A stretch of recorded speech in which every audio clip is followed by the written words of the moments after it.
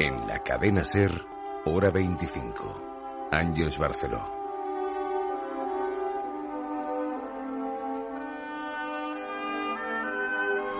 Dieciséis minutos de la noche, 9:06 en Canarias. No sabiendo que era imposible, fue y lo hizo.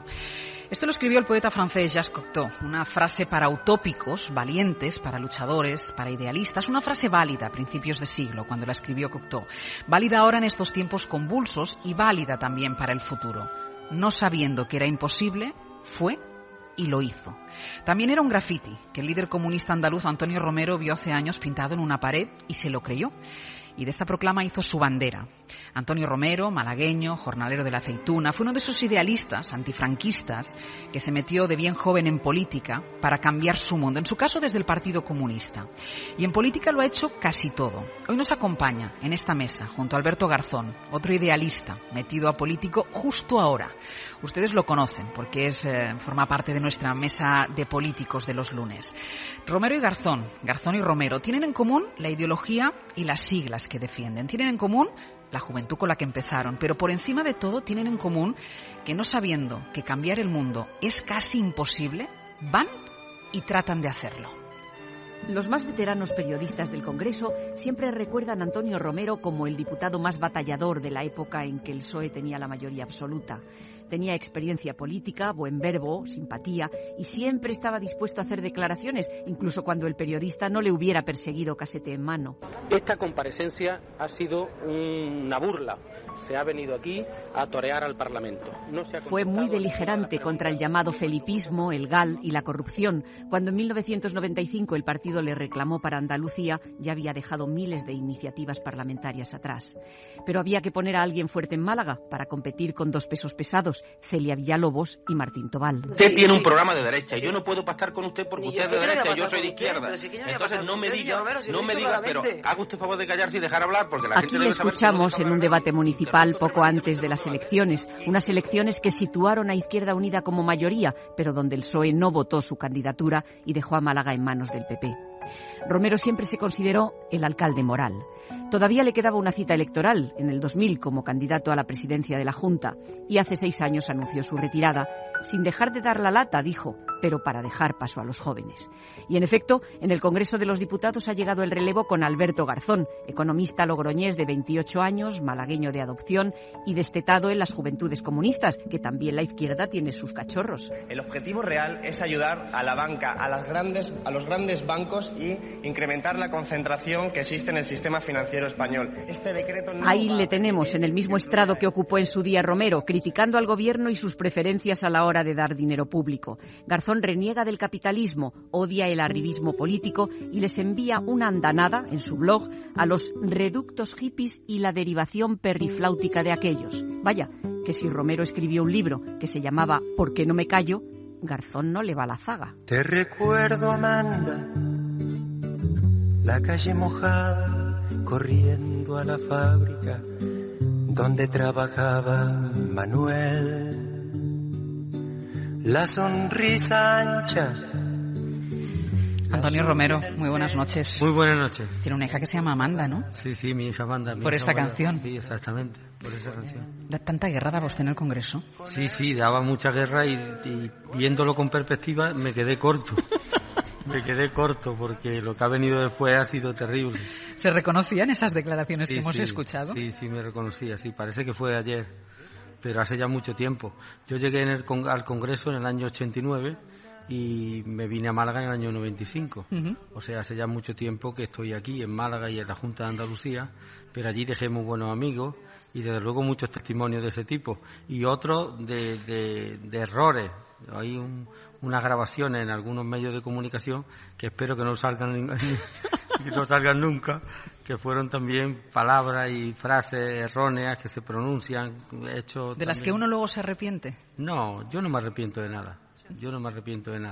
Yo pido disculpas cuando no quiero herir a nadie personalmente, pero la política es dura, la gente tiene que... porque la realidad es muy dura y cuando se habla de la realidad hay que hablar con sinceridad y no hay que darle vueltas. Por ejemplo, yo utilizaba muchos términos del campo. Yo decía, no le puede usted poner puerta al campo, O ha venido usted, señor ministro, como aquel policía que llega al patio de la comisaría y dice, señor comisario, acaban de llegar los voluntarios. Dice, pues que los desaten.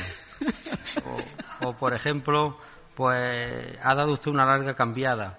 O ha dicho como aquel torero, dejadme solo. Y cuando se van los peones dice, llevarse al toro también, he dicho solo. Es decir, que había muchas cosas de este tipo. A mí me dicen que Antonio Romero frecuentemente pregunta en el partido, pero ¿y hay chavales jóvenes? ¿Y hay chavales jóvenes que salgan? ¿Hay chavales jóvenes que puedan seguir con esto? Y uno de estos chavales jóvenes es Alberto Garzón. No está mal, ¿no? Hombre, Alberto Garzón es el yerno que toda mujer quisiera tener y que todo partido quisiera tener también. Por eso en el partido y en Izquierda Unida estamos tan contentos con él, porque tiene 28 años, es profesor, es muy brillante, escribe libros, escribe con catedráticos, con pensadores internacionales de una talla extraordinaria. Uh-huh. Y desde luego se ha hecho un hueco muy brillante y quizás sea el político, el parlamentario español más brillante que haya en este momento. Alberto, muy buenas noches. Hola, muy buenas noches. ¿Eso el alumno y el maestro cómo es? Bueno, la verdad es que yo con Antonio aprendo, continuamente aprendo, no dejo de hacerlo. Y la verdad es que toda su experiencia política y toda su experiencia además vital, porque no es solo la cuestión meramente de política institucional, pues sirve para aprender de aquellos que estuvieron hace más tiempo, porque cuando Antonio entraba de diputado yo tenía 4 años, por lo tanto nos separa una brecha importante de tiempo, pero en cualquier caso sigue siendo un hilo, una línea que la continuamos y yo creo que lo hacemos adecuadamente y espero que Antonio se pueda sentir honrado de este tipo de lucha. Los tiempos han cambiado, se hace política de otra manera. Él me decía ahora, con la perspectiva me quedé corto. ¿Se hace política de otra manera? ¿Es diferente ahora? No, yo creo que han cambiado un poco los medios por los cuales se comunica la política, pero la política sigue siendo la misma porque las preguntas son las mismas y porque los problemas son los mismos. Los problemas en los tiempos de Antonio cuando era diputado eran el paro, la pobreza, la desigualdad y desgraciadamente seguimos en las mismas. De ahí que Antonio dijera probablemente pues que se quedó corto.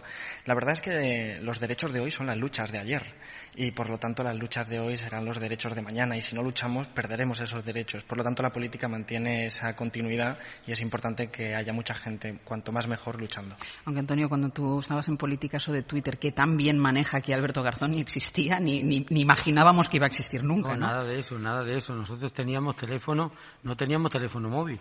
En la pensión donde yo me quedaba, que es la pensión Gonzalo, que tenía 14 habitaciones y estaba muy cerquita del Congreso, en la calle Cervantes. Yo amanecía muy tempranito, porque tengo una cultura agraria, me acostaba temprano, me levantaba temprano y cuando llegaba la gente ya tenía el jornal ganado. Ya tenía muchas iniciativas presentadas, había hablado por todas las radios y no había más que un teléfono en la pensión, que lo tenía en la cocina, el dueño de la pensión, y llegaba a mi habitación, señor Romero, le llama Iñaki Gabilondo. Era mi jefe de prensa. Y entonces tenías que ir a la familia de origen asturiano, me trató muy bien. Tenías que ir a la cocina a hablar con Iñaki Gabilondo. Sí, allí entraba. Dejen de remover el café que voy a hablar por la radio, que no se oiga. Allí entraba y entrábamos con problemas gravísimos, porque hablábamos de la guerra sucia, del GAL, de la corrupción, del caso Roldán, con temas muy delicados para el Estado y para la política española en aquella época. Y efectivamente desde ese teléfono entraba muy temprano, a las 7 de la mañana, entraba y a veces me avisaban antes para decirme que me iban a llamar, con lo que suponía que te estabas pendiente de la radio desde las 6 de la mañana. Y siempre llamaban, porque a veces hacemos esto, que decimos que vamos a llamar y después no llamamos. Le llamaban siempre. Llamaban. Es que Iñaki Gabilondo tenía mucha palabra, no es como nosotros. ¿Es verdad que te manda propuestas de preguntas? Sí, continuamente. Antonio sigue siendo un político activo, lo que ocurre que no es diputado, pero sigue siendo un político activo y además como los dos hemos sido parlamentarios por Málaga, yo actualmente, Antonio continuamente está mandando preguntas parlamentarias al gobierno. Antonio se caracterizó en su época por mandar muchísimas preguntas, miles probablemente, y ahora pues me manda las preguntas para que yo las presente como propias y utilicemos ese mecanismo no solo para preguntas, sino para petición de informes, de datos. Antonio sigue siendo un diputado, pero detrás... A la sombra de Alberto Garzón. Sí. Ahora entendemos el éxito de Alberto Garzón, ahora entendemos que sin Antonio Romero Alberto no es nada. A ver si te voy a cambiar por él en la mesa de los lunes. Bueno, hay un dato, había un ranking de los parlamentarios más trabajadores que presentaban más iniciativas y estábamos en cabeza, a veces Loyola de Palacio del Partido Popular y a veces yo. Éramos los diputados que más preguntas hacíamos al gobierno por escrito y orales, porque hay pregunta oral en comisión, pregunta oral en pleno y preguntas por escrito. Y por escrito no había límite, o sea que podías preguntar lo que fuese. Y había muchos problemas en España, problemas locales, gente que te veía en el tren. Oye, ¿por qué no le preguntas al ministro tal cosa de la estación tal, de la situación ferroviaria en tal sitio? Y preguntaba y te mandaba la respuesta. ¿Estaba el político más cerca de los ciudadanos? Sí, había mucha cercanía, porque te abordaba todo el mundo en la calle, en el tren, en los cines, en los restaurantes de Madrid, en cualquier lugar te abordaba la gente, en la acera, y te abordaba con simpatía, y no había una fractura entre la política y la ciudadanía. Se vivía todavía la luz, la ilusión, lo que supuso el final de la dictadura franquista, la recuperación de las libertades, la representación parlamentaria, los debates parlamentarios. Eran muy políticos, muy de ideas. No había tantos insultos como hay ahora, no había tanto rencor, pero había una lucha política muy limpia y muy dura. ¿Esto se ha perdido, Alberto? Bueno, ¿O es diferente? Es diferente, sin lugar a duda. Tanto los procedimientos siguen siendo los mismos. De hecho, las preguntas que nosotros entregamos, el Gobierno se caracteriza por responder muy tarde. Yo creo que Antonio además tiene el récord también en ese sentido de la pregunta, que no le respondieron durante años, ¿no? Creo que fueron 2 años, ¿no? 2 años en tardaron. Bueno, fui a récord Guinness. Porque la gente, digo, señor ministro, voy a llevar esta respuesta que usted no me da a mi pregunta parlamentaria al libro de los récords. Y él creía que era una manera de hablar. No, fui, me enteré de la dirección. ¿Pero es verdad que fue? Sí. Está en Londres, Producciones Jordan, lleva la gestión del libro, de los récords en el mundo. Mandé la fotocopia de la prensa, mandé la fotocopia del diario de sesiones y quedó incorporado. Él creía que era una amenaza para salir en la prensa, un latiguillo dialéctico, pero se sorprendió cuando vio el libro del Guinness de los récords y estaba incorporado. Ahora es diferente, digamos, Alberto, ¿no? Sí.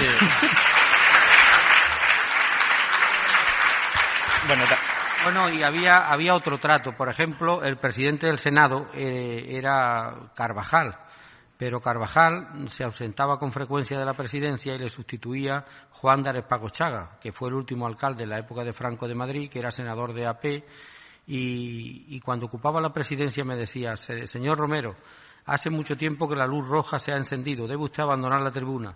Y yo me volvía y le decía: señor presidente, usted sabrá que es con el color que estoy más cómodo. Usted no me va a echar de aquí. Y había ese tipo de relación. Luego, en el lenguaje político éramos durísimos, porque no se podía en una España democrática enterrar gente en calviva, dar un tiro en la nuca o llevarse el dinero de los fondos reservados. Eran temas muy delicados. Y interveníamos con fuerza y con debates muy serios y muy rigurosos. Pero había ese tipo de relación que es una relación que yo creo que ahora se ha perdido. Ahora hay más rencor, se vuelve a la España antigua, a la España casposa, a la España de enfrentamiento, que se ha perdido esa relación. Claro, yo conozco el contexto desde mayoría absoluta del Partido Popular y la verdad es que a nosotros nos están arrasando a todos los grupos en términos de que apenas hemos llegado a recibir la que lo comentamos en su momento también en la tertulia, la visita de Mario Draghi en unas condiciones clandestinas, sin periodistas, sin taquígrafos, impidiendo uso de los móviles, de la wifi, un contexto en el que, de todas formas, lo que decía Antonio cuando estaba apareciendo en la grabación de aquello de que esta comisión ha sido una farsa, yo lo comparto, de que prácticamente todas las comparecencias que se han hecho en esta legislatura han sido una farsa, pero no tienes mecanismos de control real sobre los miembros del gobierno. Hemos visto que se puede hacer una pregunta, pero si la quieren obviar o no responder o insultarte como respuesta, que eso sí que tiene razón Antonio, por lo menos ahora, hay un clima mucho más agrio, al menos en lo que yo estoy notando es esa realidad. A mí me han llamado payaso, jabalí, miserable, me han llamado de todo en el Congreso. Desde los escaños, eso. Efectivamente, desde los escaños. Y por lo tanto, pues eso que en principio no debería ser un procedimiento parlamentario, porque el Parlamento es un lugar para deliberar, para discutir y ver si el otro tiene razón o no. Y yo creo que estamos ya en un contexto que si estaba enquistado en la época de Antonio, ahora está más enquistado todavía. Y eso yo creo que es un elemento que explica el descrédito absoluto que tienen las instituciones como el Congreso. Seguro que en los tiempos de Antonio la ciudadanía no se había planteado rodear el Congreso en un término de decir decir es que ya no nos sirve. Bueno, él decía antes que no había esta ruptura, que al contrario, te abordaban por la calle, pero no era para insultarte como pasa ahora, sino para decir, usted que está en el Congreso, por favor, a ver si me puede solucionar mi problema. Sí, de todas formas, yo noto que hay muchísima esperanza, muchísimas ganas de lucha. A mí también me paran en cualquier sitio y afortunadamente todavía no he recibido ningún tipo de insulto ni siquiera un mal comentario. Todos son pues deseos de que sigamos luchando. Lo que más me suelen decir es da caña. O sea, que hay unas ganas enormes de que cuando yo estoy debatiendo con Montoro o con Guindos sea lo suficientemente beligerante, educado, pero beligerante, para que la voz que nosotros llevamos sea la voz de la gente. Y eso sí que lo noto yo en la ciudadanía, en la calle, que dice, no, hay esperanza, todavía podemos cambiar esta sociedad. Antonio, ¿es verdad que se van de gira para hablar de las pensiones los dos? Sí, tenemos una campaña. Como un dúo. En la que actuamos juntos. Bueno, el último acto público lo hemos hecho en Fuengirola, aquí al lado, en la Costa del Sol. Y también tenemos otro acto previsto mañana en la Rueda de Andalucía y tendremos alguna actuación más. Intervenimos sobre el tema de las pensiones porque es gravísimo el saqueo de las pensiones. Es lo más sensible, lo más tierno de las conquistas sociales históricas y ahora están en peligro porque se van a deteriorar las pensiones públicas para abrirle camino a las pensiones privadas. Y es un tema importantísimo que pone de manifiesto la política criminal del gobierno, de la política neoliberal. Yo incluso tengo un artículo planteado diciendo por qué los hombres de negro no entran en Gibraltar. Gibraltar no es Europa, es un paraíso fiscal que esconde mucho dinero, que no paga Hacienda, no paga a la fiscalidad ninguna. Y ahí es donde está el problema en España, la recaudación fiscal para atender las pensiones, la sanidad, la enseñanza, que está en peligro. Y si todo eso está en peligro, hay que abrir un proceso constituyente, tenemos que ir a la Tercera República, que es uno de nuestros objetivos, porque la gente, me decía un periodista americano el otro día de una televisión importante, señor Romero, ¿ha fracasado el jaque al rey en la calle? Digo, sí, pero en las encuestas no. En las encuestas hay un 2% de valoración de la monarquía y del rey y tenía un 8,5%, un notable alto hace unos años. Luego la gente está dando jaque en las encuestas y la gente quiere ajustarle las cuentas a Rajoy y a su gobierno dentro de cuando abran las urnas próximamente y por eso quiere que le demos tanta caña a este gobierno. Hablaba de las pensiones y de educación. Viene Alberto con la camiseta verde de la Marea. No te puedo dejar que te vayas sin que me cuentes cómo lo has visto, el seguimiento. Bueno, baile de cifras como siempre. El gobierno habla de un 20%, pero la sensación que había en la calle, en las manifestaciones, pero también en las escuelas, es que ha habido un seguimiento importante, ¿no? Sí, a mi modo de ver estamos además en un clima de agotamiento en cierta medida, hay que reconocerlo, son muchas manifestaciones y cansa, y a pesar de eso la gente sigue saliendo a la calle. Lo estamos viendo que ha sido un apoyo masivo y lo más bonito de todo es que no eran solo estudiantes, sino que había estudiantes, profesores, jubilados, había madres, padres, había gente de todas las edades en definitiva luchando por una conquista que desgraciadamente eso sí que tiene un continuo con la época anterior, porque las consignas eran queremos educación para el hijo del obrero, que eran las mismas que se mantenían en los años 70. Ese manifiesta el retroceso tan importante y la regresión social que está llevando este gobierno. Si tenemos que estar pidiendo efectivamente que el hijo del pobre pueda ir a la universidad, entonces nos encontramos con que efectivamente estamos retrocediendo años en esas conquistas, pero hay que seguir luchando porque son piezas que se van colocando en ese puzzle que estamos construyendo. Esta huelga, por más de lo que diga el gobierno, el ministerio y por más que nos insulten con las cifras, realmente está sirviendo para generar una identidad de lucha. Yo no puedo dejar escapar, Antonio, sin decirle a los oyentes que me ha traído 2 libros. El de los galgos, te pregunto después esta afición por los galgos. Me ha traído un libro a mí, que no me gustan los perros, que se llama Los 7 galgueros de Écija. Luego me dices. Y La Costa Nostra, las mafias en la Costa del Sol. Sí, bueno, ese libro es muy importante, lo hemos redactado y lo hemos escrito un periodista de Marbella, Miguel Díaz, y yo. Es el primer libro que se escribe sobre la mafia en la Costa del Sol. Nosotros denunciábamos la mafia y Felipe González dijo, en la Costa del Sol no hay mafia, es un invento del diputado Antonio Romero que además perjudica los intereses turísticos y el empleo en el turismo. Yo espero que me pidan perdón ahora y que no tarden tanto como la Iglesia con Galileo, porque se ha demostrado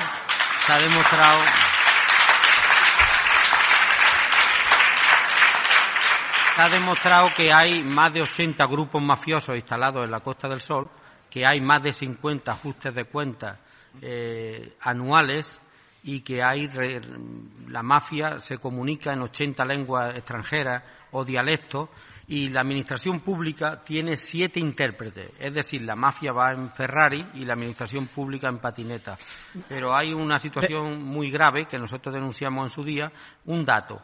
El 74% de la inversión extranjera en el urbanismo criminal que se ha hecho en esta zona procedía de 3 paraísos fiscales: Gibraltar, Luxemburgo y las Antillas holandesas. Como estamos hablando de lo que era esta zona, yo decía antes, cuando hablaba con las mujeres empresarias, decía habitualmente cuando hablamos de Marbella, lamentablemente, porque luego Marbella tiene muchísimas cosas, y hablábamos del tejido social, de las mujeres emprendedoras, de la cocina, tiene infinidad de cosas, pero evidentemente está el tema de la especulación, el tema de la corrupción, el tema de la mafia. Yo quiero irme a un punto de Marbella en el que se entienden y se explican muy bien las cosas. Sara Vítores, buenas noches. Hola, Ángels, muy buenas noches. Estamos de noche en Marbella, en el Pirulí. El Pirulí es un lugar que conoce todo el mundo. Aquí es una especie de faro hecho con placas de cobre y es el punto en el que se cruzan las 2 avenidas más importantes de Marbella, las que llevan los nombres de los padres de esa Marbella de los años 60, 70, 80, de la jet set, de las fiestas de verano, los celebrities, la alta sociedad. Bueno, una de ellas es la avenida de Alfonso de Hohenlohe, que era un noble promotor inmobiliario alemán. Es la que viene de Puerto Banús, de la Milla de Oro, y la otra es la de Ricardo Soriano, emprendedor, político, inventor, y es donde comienza el casco urbano de Marbella. Y bueno, para que no falten padres y promotores, también aquí en el Pirulí hay un busto de Jaime de Mora y Aragón, que era el hermano de la reina Fabiola de Bélgica. Y una cosa más, después de todos estos promotores, vemos en una esquinita, ahí haciendo chaflán, un edificio bastante grande, que era el Club Financiero de Jesús Gil. Ahora lo que queda de esa época, lo único, es la placa que lleva este edificio, que es Villa Ángeles, el nombre de su mujer. Pero hoy es un colegio bilingüe. La verdad no sé si hoy habrá hecho huelga. Deberíamos saberlo, Sara. Muchísimas gracias. Nada, hasta ahora, Ángels. Hasta luego.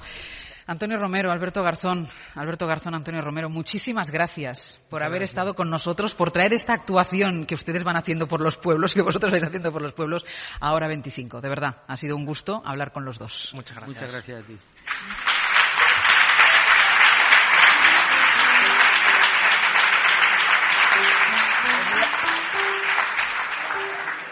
Os voy a despedir con la música de Ariel Roth, que entiendo que también os gusta, ¿no?